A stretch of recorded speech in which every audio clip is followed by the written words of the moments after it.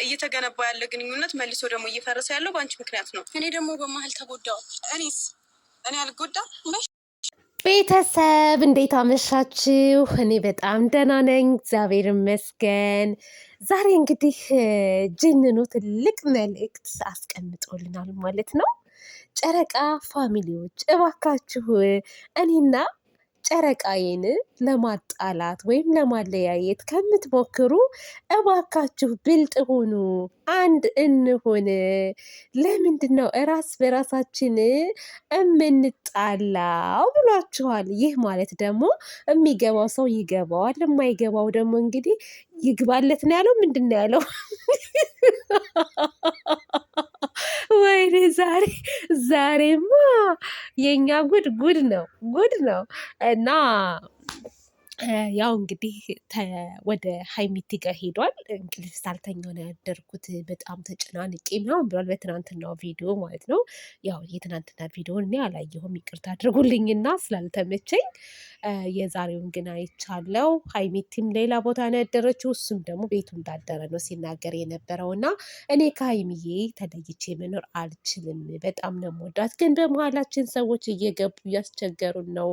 እኔ የምቀርባቸው በእህትነት ነው፣ እነሱ ግን ወደ ሌላ ነገር ይቀይሩታል ብሏል። እና ይሄ ቪዲዮ በነገራችን ላይ ቤተሰብ ሀይሚቲና ጅንኑ የሚሰሩት ቪዲዮ አስተማሪ ነገር አለው። ምን ተማርሽ ወይንስ ደግሞ ምን እንማር ካላችሁ ማለት ነው፣ ቁም ነገር ባለትዳርም ሆናችሁ ፍቅረኛም ካላችሁ ፍቅረኛ የማትወደውን ነገር አታድርግ፣ ፍቅረኛሽ የማይወደውን ነገር አታድርጊ። ለምን በሉኝ። ለምሳሌ ማለት ነው ቡራ ይዟቸው የሚመጣው ሴቶች እንደ ጓደኛ ቀርቧቸው ይዟቸው የሚመጣ ሴቶች በሙሉ ወደ ሌላ ነገር ነው የሚቀየሩት። ቆይተው አፈቀርንህ ነው የሚሉት።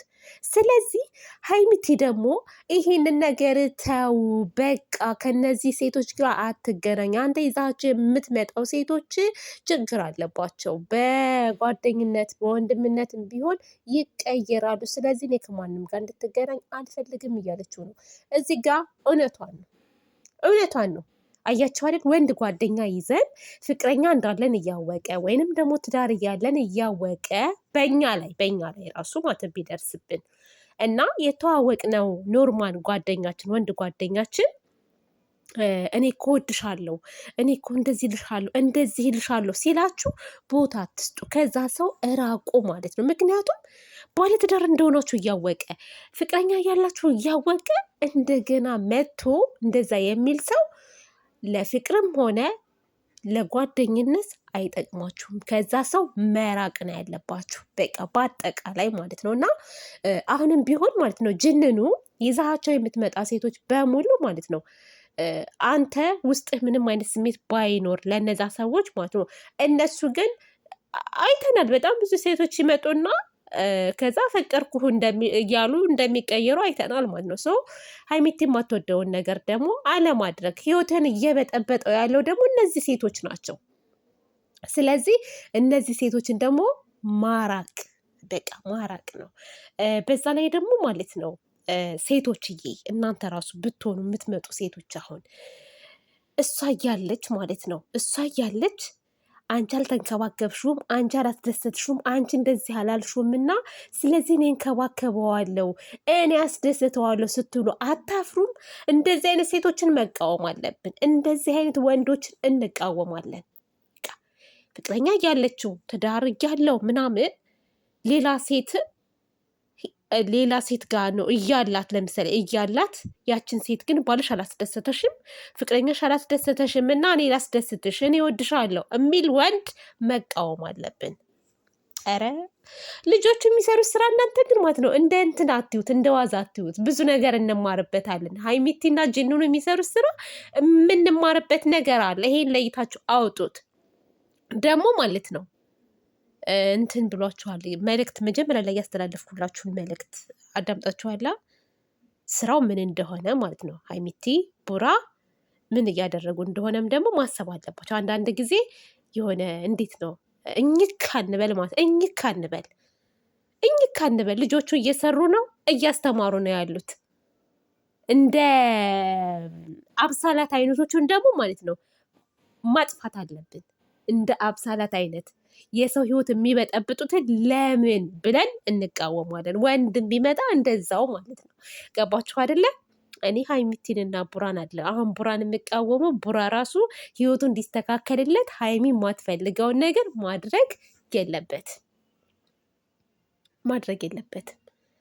ሀይሚቲ እንደምትወደው እንደምታፈቅረው ከሱ መለየት እንደማትፈልግ እየነገረችው ነው።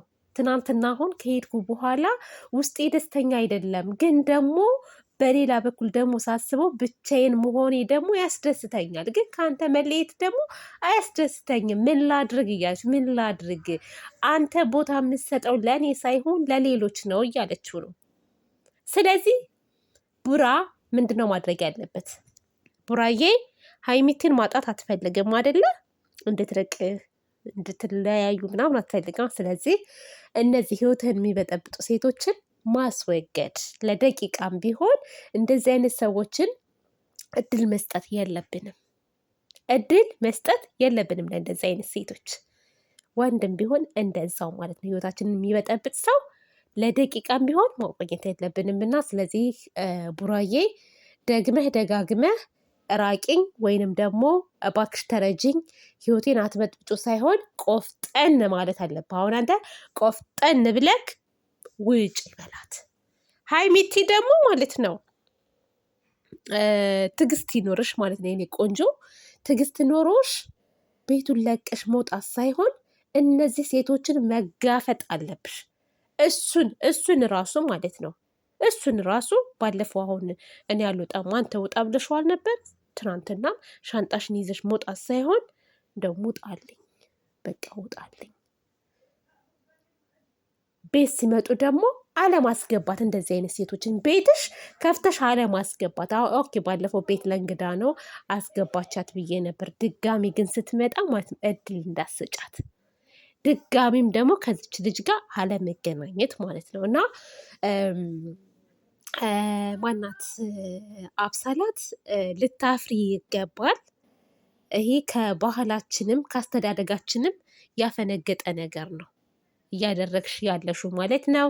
እዩም ስትመጣ እንደዚህ ነበር። በእርግጥ ሁሉም ሲመጡ እንደዚህ እያሉ ነው የሚመጡትና ከዛ ቻናል ይከፈትላቸዋል ምናምን በቃ አለ አይደለ። አሁን እኔ እዚህ ጋር ግልጽ አድርጌ መናገሩ ምንም ጥቅም የለውም። እያንዳንዱን ነገር ወደፊት ስለምናየው ማለት ነው። እና የምትሳደቡ ሰዎች አትሳደቡ። እውነት ነው የምላችሁ። አሁን ለምሳሌ ቡራን ከመሳደብ አስተያየት ስጡ። በቃ አለቀ። ሀይሚቲን ከመሳደብ አስተያየት መስጠት እንዴ! ለሰዎች እኮ ስድብ ሳንጨምር እኮ አስተያየት መስጠት እንችላለን አይደል እንዴ? ስለዚህ ልጆቹን አትስደቧቸው። እነሱ ያሉት ሌላ ህይወት ውስጥ ነው። ሌላ ህይወት ውስጥ እንዴት ብዬ ልንገራችሁ?